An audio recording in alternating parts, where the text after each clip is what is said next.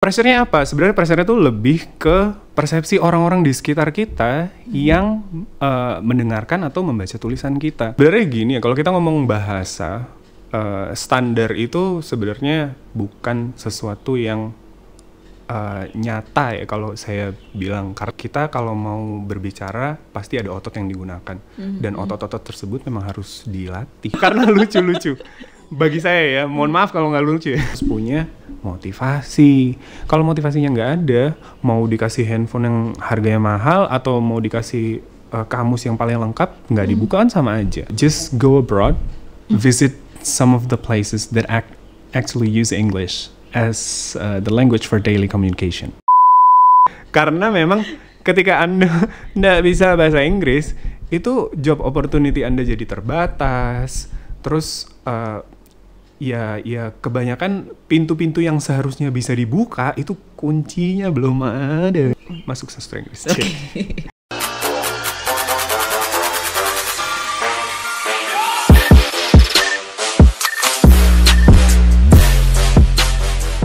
Hai Macungers, kita kembali lagi di podcast Macung Talk. Hari ini kita akan ngomongin tentang strategi belajar bahasa Inggris, terutama di bidang speaking sama pelafalannya gimana ya. Nah, kita tahu bahwa bahasa Inggris ini adalah bahasa internasional yang dipakai oleh paling banyak pengguna di dunia, 1,4 miliar kalau di catatan saya. Digunakan sebagai bahasa resmi di lebih dari 60 negara dari 190 ya tadi ya? Betul, sekitar 190-an. Sudah nggak nambah? Enggak, biasanya segitu memang. Oh baik. Nah, hari ini kita akan ngobrol-ngobrol sama salah satu dosen dari program studi sastra Inggris Universitas Macung, yaitu Bapak Onu. Halo. Padahal belum ditanya lu gimana kabarnya. Oh, Hai ya, Pak kan Onu. Cuman halo aja. Okay. Saya soalnya sangat excited. Makanya.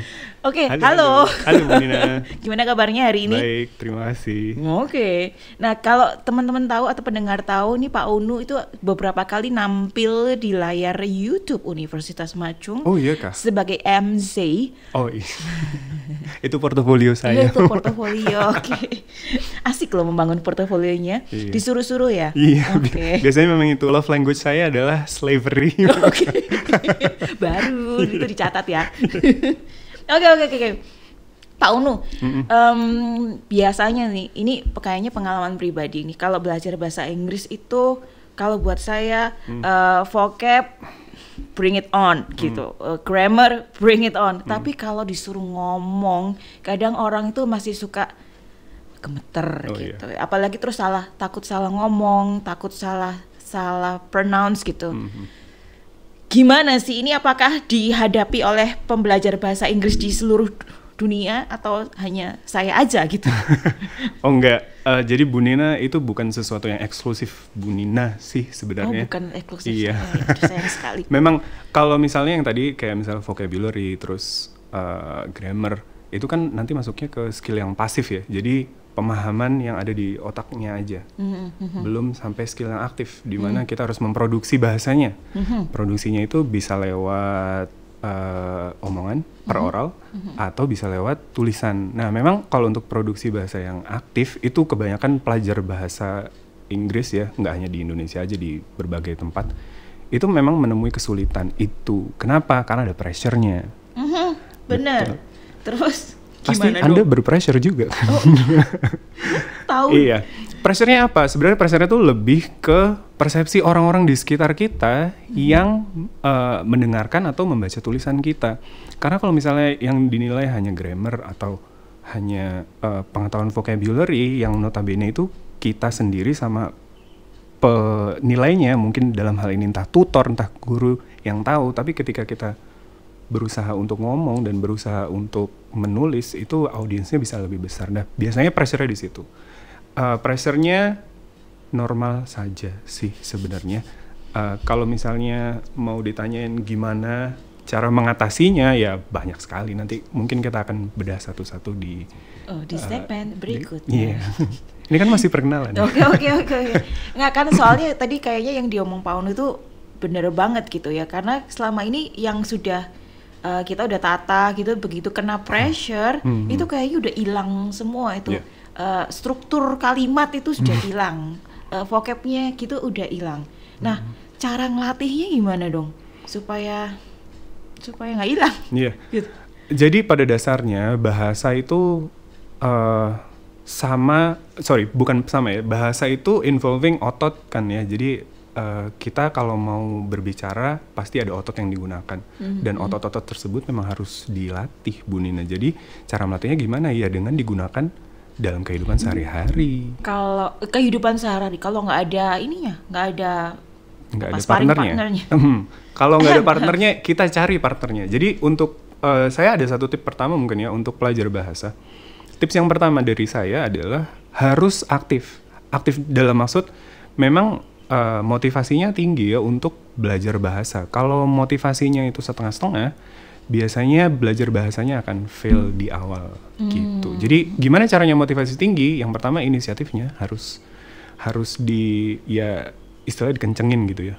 Kalau misalnya saya mau nanti setelah lulus kuliah mau hidup di negara dengan bahasa Inggris sebagai bahasa officialnya tadi yang disebutkan Bu Nina. Ya udah, mulai sekarang kita coba bangun portofolio sedikit-sedikit ya dengan cara apa? Ya mungkin ikut forum lah. Kalau gamers bisa main bareng gitu ya, mungkin di Steam. Ini yang dilakukan sama di mana? Di Steam ada, jadi kayak platform gitu untuk bermain video game di komputer. Namanya Steam. Namanya Steam. Oke. Nah, itu mungkin ikut Discord server juga bisa. Kan teman-teman gamer biasanya pakai Discord server. Dan itu saya sangat encourage sekali ya untuk teman-teman terutama yang memang menggunakan bahasa Inggris dalam yang tidak menggunakan bahasa Inggris dalam kesehariannya. Sehari-hari. Jadi itu termasuk suplemennya kayak gitu. Termasuk speakingnya juga. Oh iya dong. Jadi main game bareng gitu kan butuh koordinasi. Koordinasi tersebut kalau misalnya beda negara biasanya bahasa namanya lingua franca. Bahasa pemersatunya ya. Lingua francanya tuh biasanya bahasa Inggris kalau gamer-gamer at least yang saya komunitas yang saya dalami ya. Tapi ada juga kok yang lingua francanya bahasa yang lain ada. Nah, kita itu kan berbahasa Indonesia begitu ya, terutama lebih spesifik lagi kita di tanah Jawa. Iya, siap. Gitu.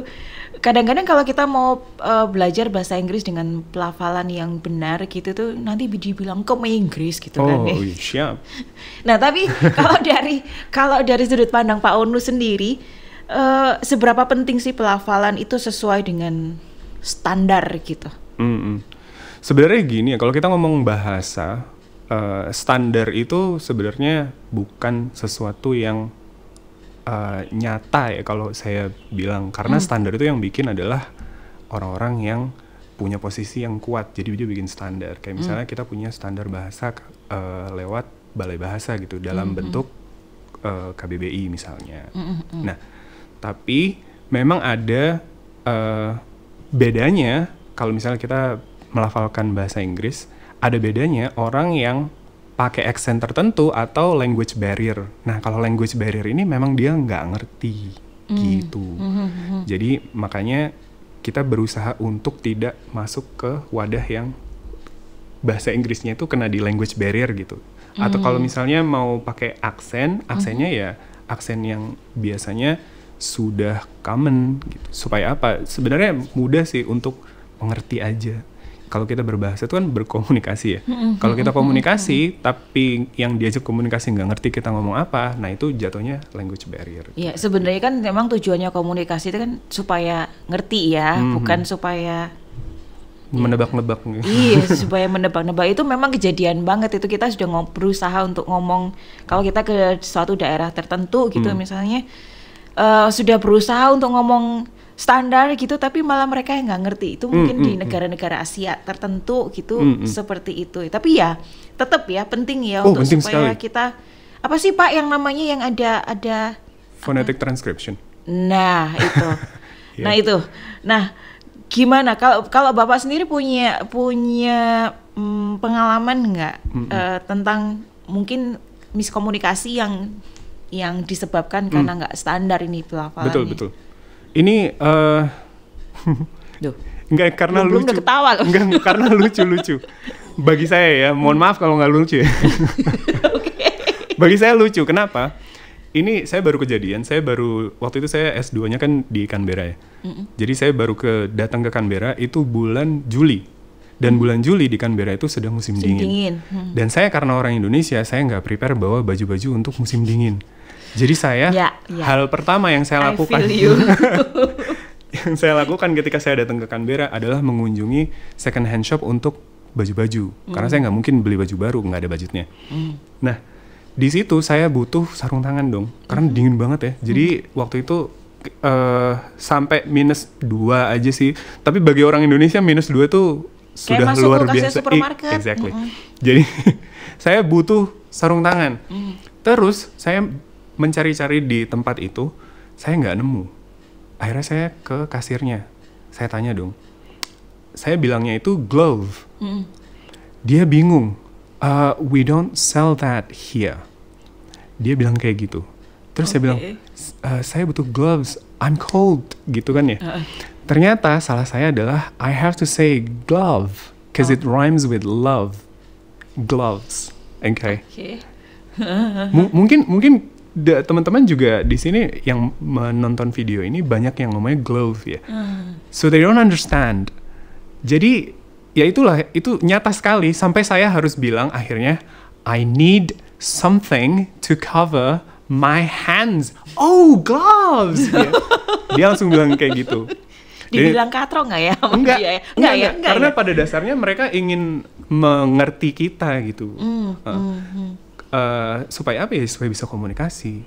Kalau misalnya dia nggak ngerti kita nggak ngerti dia rugi, jadi nggak jadi jualan, kita juga rugi, nggak bisa menemukan barang yang kita cari kan gitu kan. Nah ini tapi jadi timbul pertanyaan nih. Tadi kayak contoh kecil ya, kita biasanya ngomongnya glove gitu. Terus yang di sana gloves? Dia gloves harusnya sih. Kalau di sini kan glove ya. Gitu, karena kita bilangnya love kan. Biasanya love gitu. Nah, itu di Australia. Di Australia. Nanti kalau misalnya kita perginya ke Singapura gitu, itu mungkin akan jadi berubah lagi gitu bisa ya jadi, kan? Bisa jadi. Nah, nanti ke Inggris beda lagi, nanti ke Jepang beda lagi gitu. Kalau Jepang biasanya ngomong bahasa Jepang sih, Bu. Enggak sih.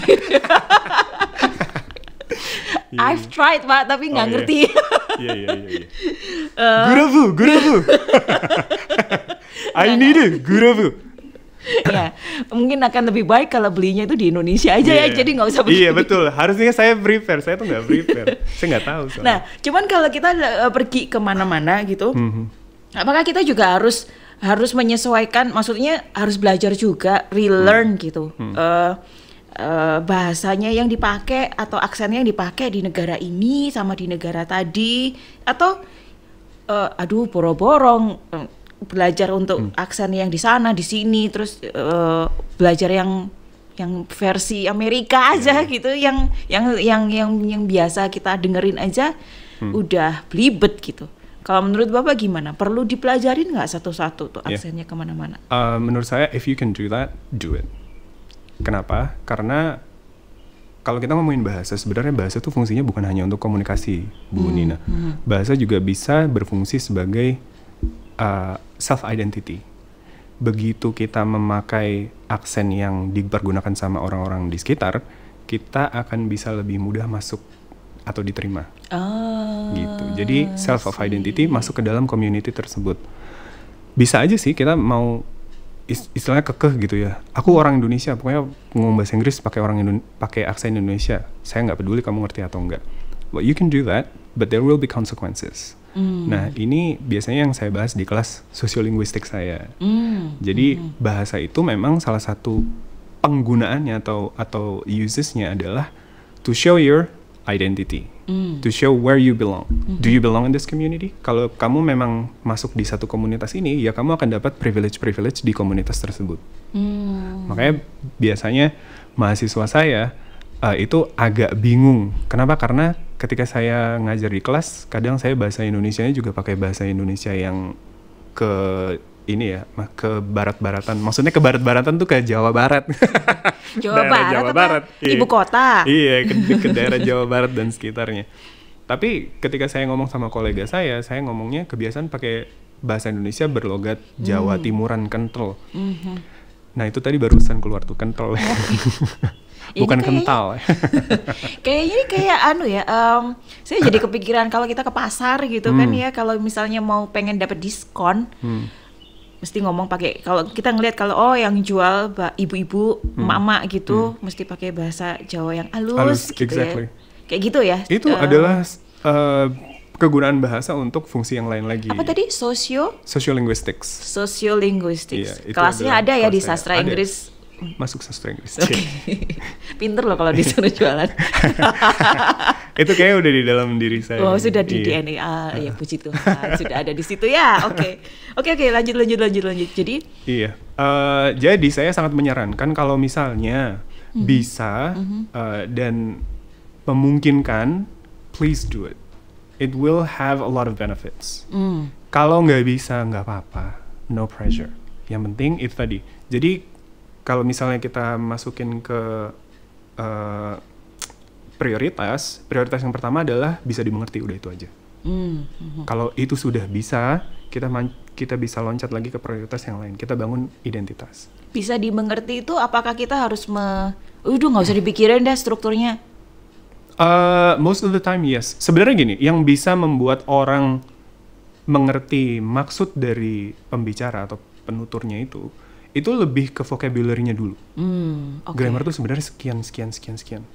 Vocabulary yang digunakan dalam konteks yang tepat, walaupun grammarnya itu nggak baik, ya efeknya akan tetap baik gitu. Maksudnya sesuai dengan kemauan dari si penutur. Okay. Dan itu konteksnya kebanyakan ya, itu adalah hal-hal yang kejadiannya sekarang dan bisa dilihat. Bisa diobservasi pakai mata, bisa disentuh dan sebagainya. Oke, jadi pertama harus bisa dimengerti. Ya, itu aja. Oke, ya pertama, cuman pertama aja ya. Iya, pertama aja. Kalau misalnya itu masih pertama dan terpenting gitu. Kalau itu barriernya belum bisa dilewatin, ya nggak usah aneh-aneh, sok-sok pengen British accent lah, pengen American accent lah, nggak usah lah ya. Maksudnya yang penting kita bisa dimengerti dulu, itu dulu yang pertama. Oke, jadi itu ya tipsnya agar bahasa kita tuh bisa tersampaikan, efektif, komunikasinya bisa efektif. Betul sekali. Pak, saya tadi tertarik dengan yang Bapak ngomong tentang sociolinguistics. Yep. Ternyata kan memang belajar bahasa itu nggak cuma belajar SPOK, struktur, tapi ada sosio gitu ya. Nah, sebelum kita ngomongin tentang sosionya, linguistics itu apa sih? Cakupannya itu apa gitu? Oke. Jadi yang namanya linguistics itu sebenarnya adalah pelajaran bahasa yang bisa dipertanggungjawabkan. Maksudnya dipertanggungjawabkan gimana? Dia adalah science. Jadi bisa bisa di measure, bisa diukur, bisa direplikasi metodenya. Nah, makanya dia masuknya ke cabang linguistik sendiri. Jadi sainsnya bahasa, mempelajari bahasa secara scientific begitu. Secara scientific ya yang terukur tadi. Nah, kalau digabung sama sosionya? Kalau sosionya itu kan dari sosiologi sebenarnya. Pola hidup masyarakat. Terus juga bagaimana masyarakat itu bersosialisasi dan segala macam. Cuman dalam mereka melakukan kegiatan sosial masyarakat mereka tersebut, pasti mereka tidak bisa lepas dari penggunaan bahasa. Nah, di situ kita masukin namanya interdisipliner, Bu Ratna. Bu Ratna. Jadi sudah lama saya tidak mendengar nama itu. Memang nama Anda Ratna.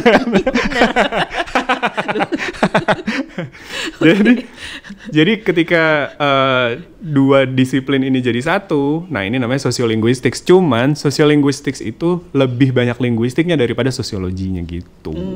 Lebih ke ya mungkin tadi yang ada irisannya sama komunikasi juga gitu. Iya. Jadi fokusnya adalah bahasanya. Yang bisa mempengaruhi pola sosial begitu. Nah, ada tips-tips tertentu nggak Pak untuk supaya kita itu berbahasa ya nggak cuman berbahasa aja gitu, tapi yang seperti Bapak bilang tadi komunikasinya jadi efektif, terus tapi tetap proper gitu ya dalam hal speaking, dalam hal pelafalannya, kita ada tips-tipsnya nggak? Ya, jadi kalau kita ngomongin tips speaking dulu aja ya, yang bisa diaplikasikan ke banyak orang gitu. Yang pertama, kalau kita belajar bahasa, ini bukan bahasa Inggris aja ya teman-teman, untuk bahasa semua. Yang pertama kita harus punya phonetic awareness. Jadi phonetic awareness tuh kita tahu bahwa bahasa-bahasa yang lain ini, misalnya let's say bahasa Indonesia dan bahasa Inggris gitu ya, ini punya bunyi atau fonem, bunyi yang memiliki arti gitu ya, itu fonemnya beda-beda. Contoh yang paling mudah aja ya, kemarin kami baru ujian skripsi. Iya betul, ujian skripsi. Ada satu kolega saya ngomong sama mahasiswa, saya salah tangkap gara-gara dia ngomongnya tim, bukan theme. Oh, oke. Ya, oke. Sangat apa ya? Sangat krusial ini perbedaannya tim sama theme, dan saya jadi salah tangkap gitu. Nah, fonem th ini kan nggak ada ya di bahasa Indonesia. TH ya. Iya. TH. Itu kan nggak ada kan fonem itu di bahasa Indonesia. Nah, ini yang harus kita ketahui dulu. Kalau sudah tahu, baru kita bisa belajar. Kalau kita nggak tahu dia eksis, gimana kita bisa acknowledge dia kan gitu ya. Jadi caranya gimana? Ya dicek aja. Kalau teman-teman masuk ke Google gitu ya, diketik aja fonem bahasa Inggris. Tapi kalau fonem kan jadi Indonesia ya. English phonemes. English phonemes, nanti di situ ada. Can you spell it for us, please? Kenapa kita butuh pengetahuan fonem ini? Karena bahasa Inggris itu bahasa yang sangat tidak konsisten secara penulisan dan secara pelafalan. Iya, oke. Bahasa Inggris salah satunya. Salah duanya bahasa Perancis. Sebenarnya itu salah satu hal yang mendasari kami memilih tema ini gitu, karena ada banyak keinkonsistenan gitu antara tulisannya sama pronunciation-nya, dan itu juga ada yang beda-beda juga, sama-sama mungkin sama-sama O-nya tapi kapan jadi lebar, kapan jadi nutup. Nah itu aduh gimana? Kalau zaman dulu kan kalau saya di SMA ya, guru bahasa Inggris saya itu adalah salah satu orang yang berjasa membuat saya suka bahasa Inggris gitu. Dia nggak ngebolehin kita bawa kamus yang Inggris Indonesia, tapi harus yang Inggris karena di situ juga ada cara pelafalannya gitu. Betul. Jadi kita dari dulu dituntut untuk itu gitu.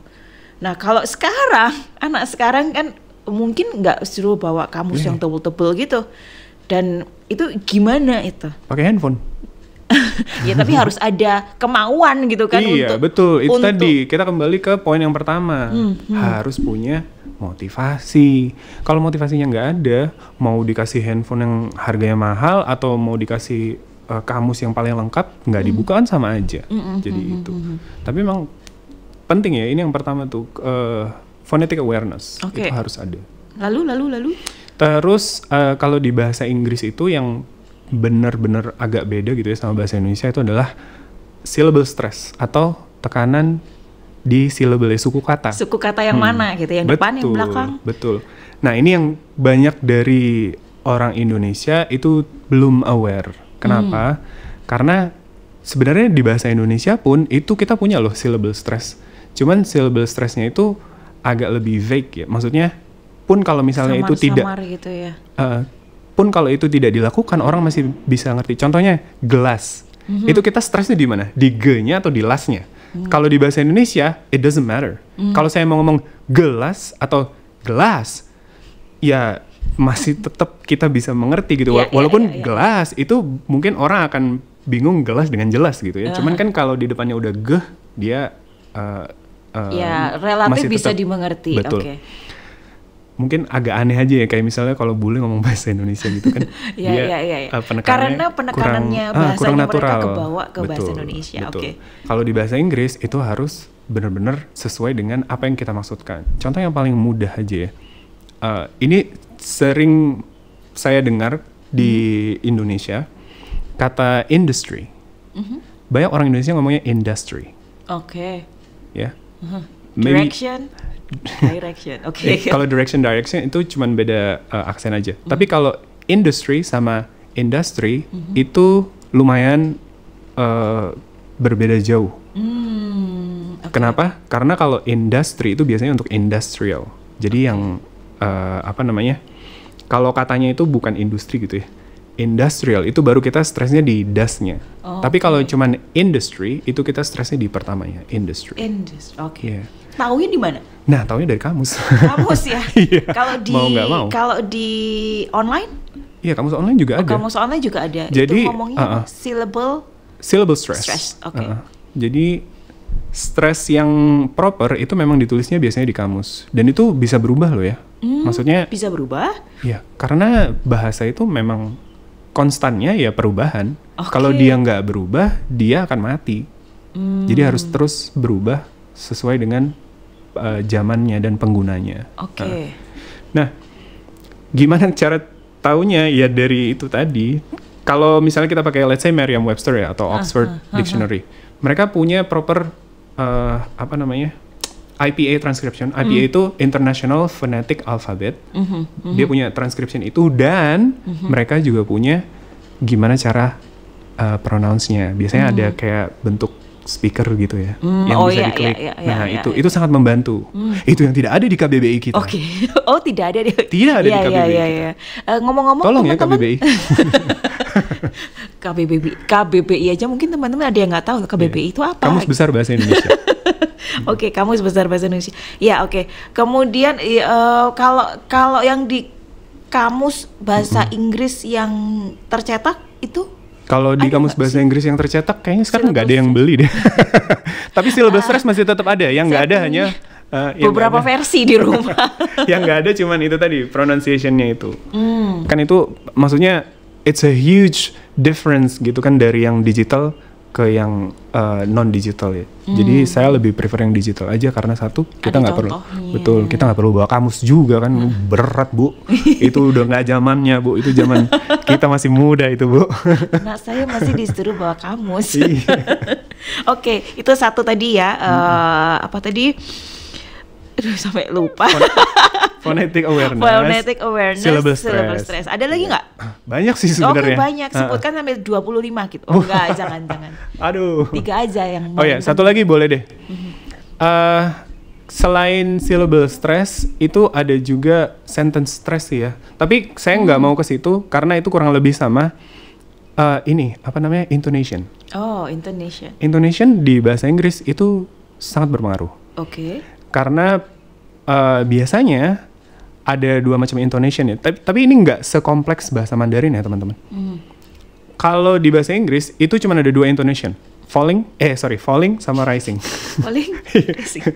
That's what my brain's telling me. That's what my hands doing ya. Beda jadinya. Nggak sinkron. Ya, tapi disinkronkan. Iya. Jadi kalau rising intonations itu biasanya digunakan untuk pertanyaan.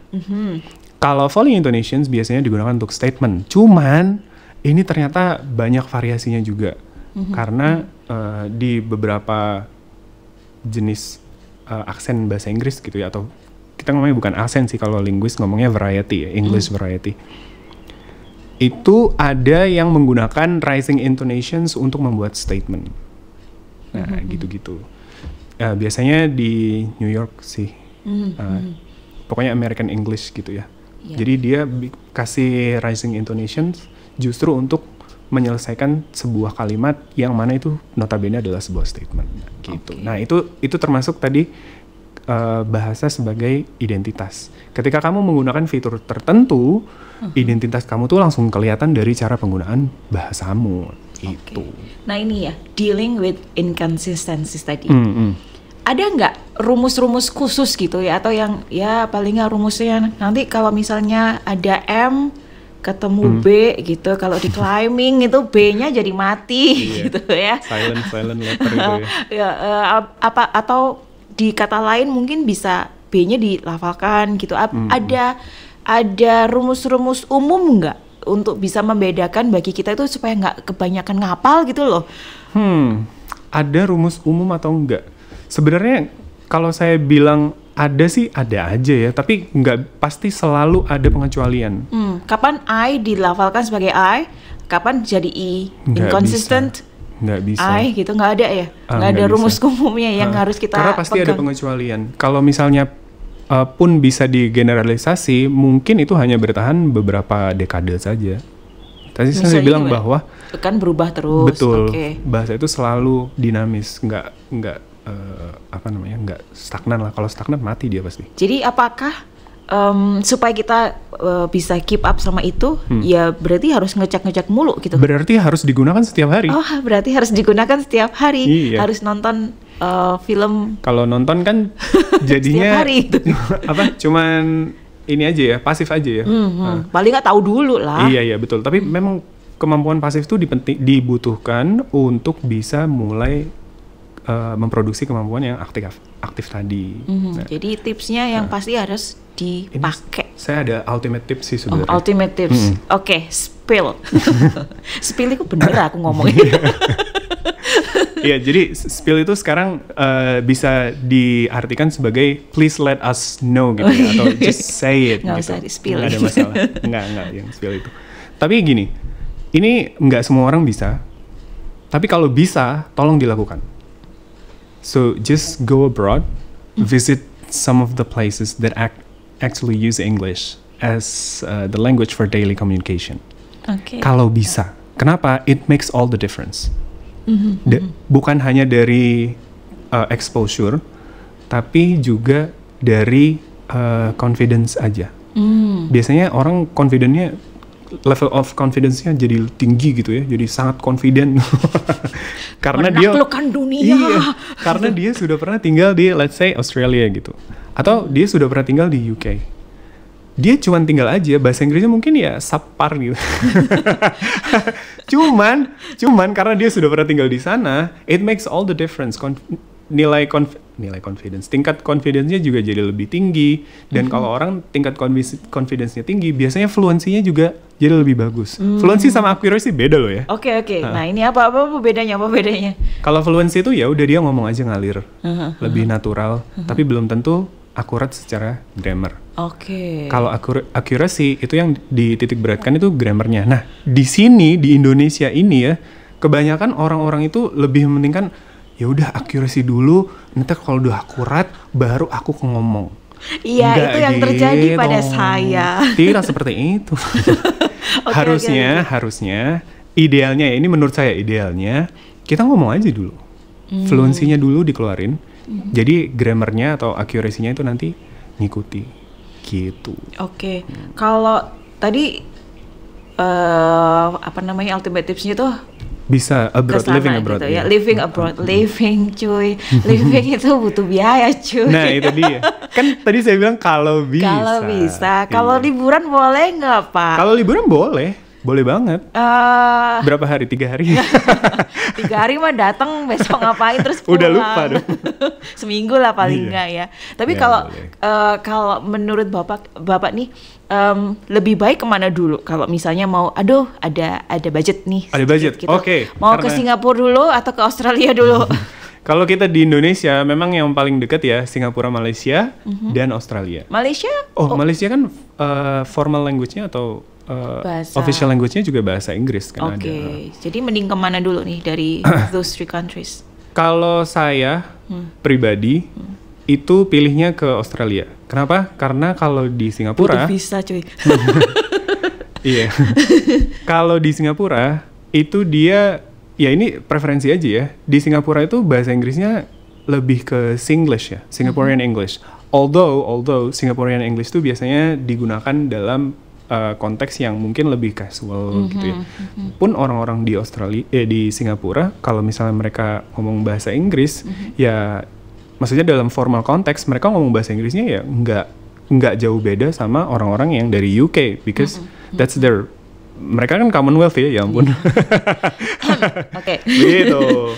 Tapi kalau yang di Australia ya memang ada Australian English, cuman lebih mainstream aja lah daripada Singaporean English atau Malaysian English. Lebih susah nggak sih kalau sama menghadepin aksen sehari-harinya, kalau sama dari Singapura sama Australian, lebih susah mana menyesuaikan sama aksennya?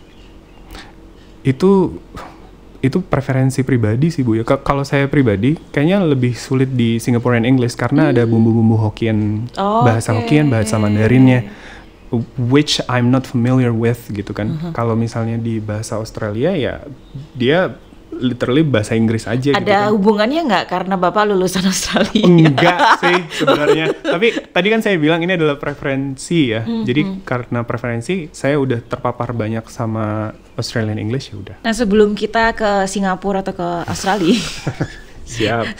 Udahlah, beli tiketnya udah mahal-mahal gitu ya. Ke Australia juga butuh visa gitu. Sebelum kita meluangkan atau menganggarkan banyak biaya ke sana, untuk menghindari kesalahan kalau udah ke sana bayar duit banyak gitu, supaya kita nggak salah lah di sana. Kira-kira apa sih kesalahan umum yang diperbuat gitu oleh para pembelajar bahasa ini gitu? Apa yang dalam belajar speaking dan pronunciation ini supaya kita nggak lakukan gitu di sana? Oke.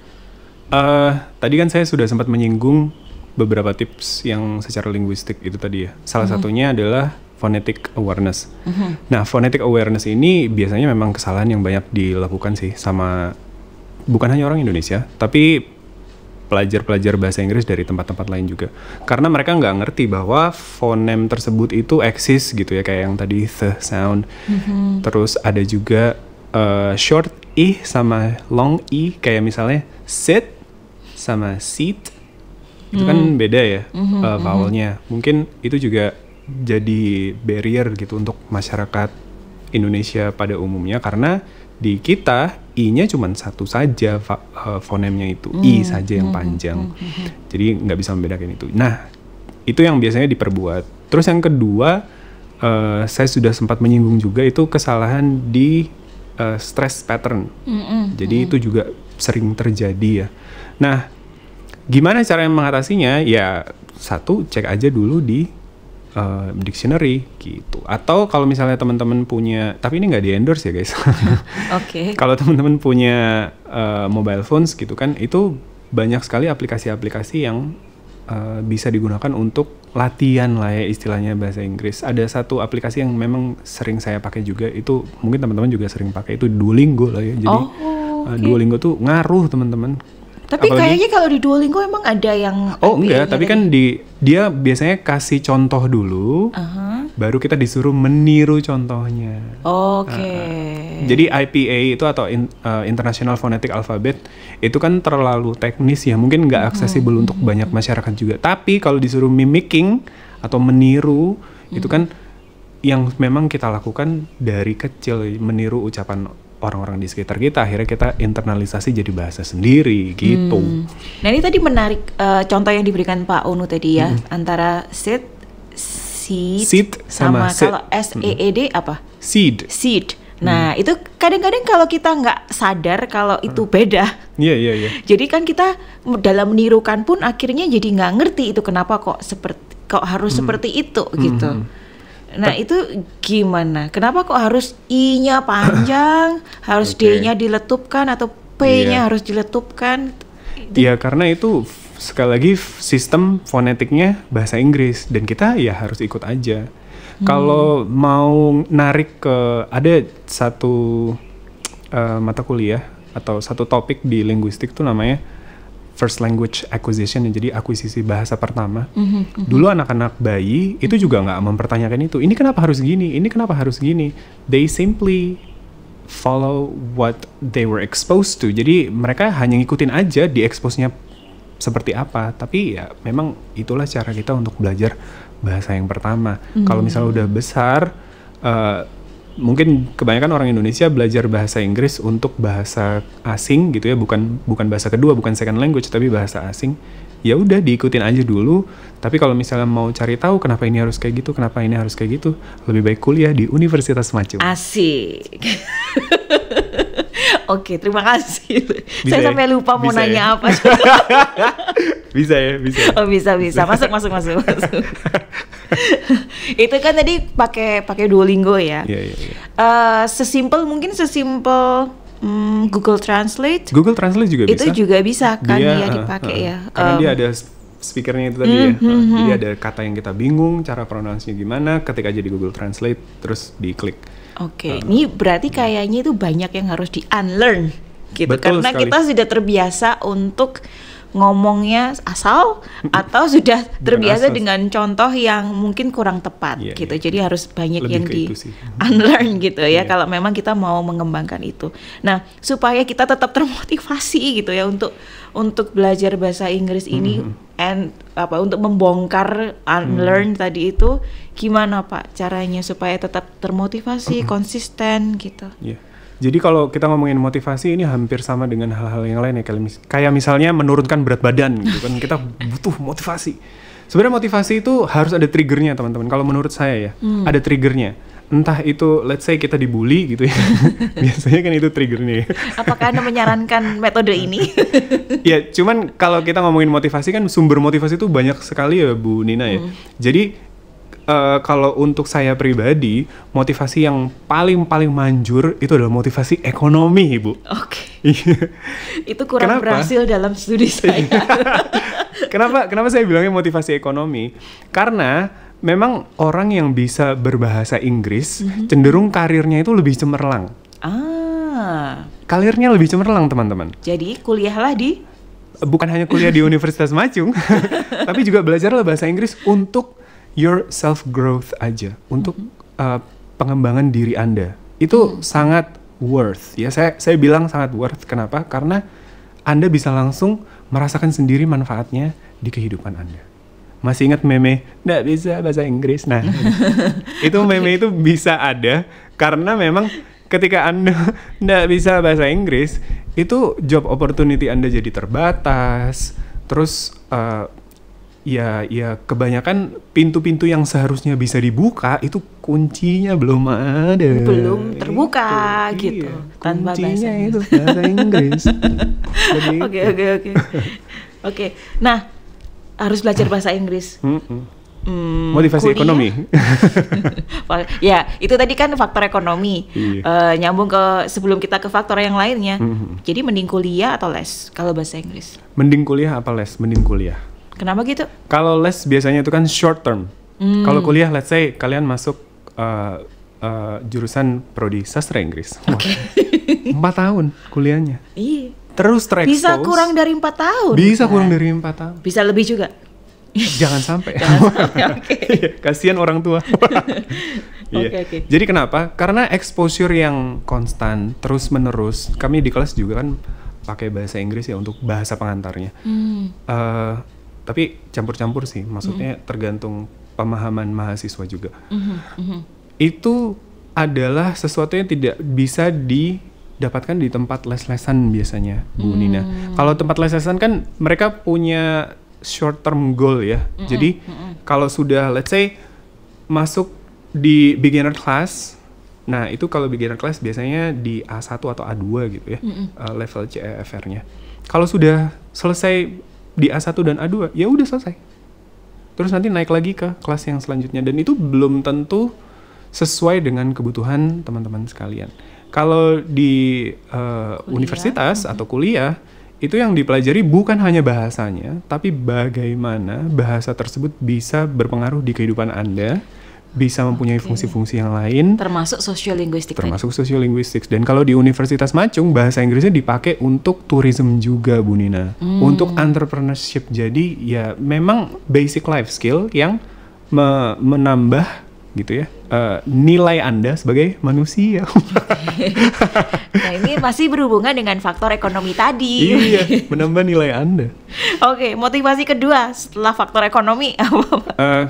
Kalau motivasi yang lain sih mungkin kalau saya karena memang ingin mencicipi gitu ya kehidupan di tempat-tempat yang notabene bukan semuanya adalah negara maju gitu.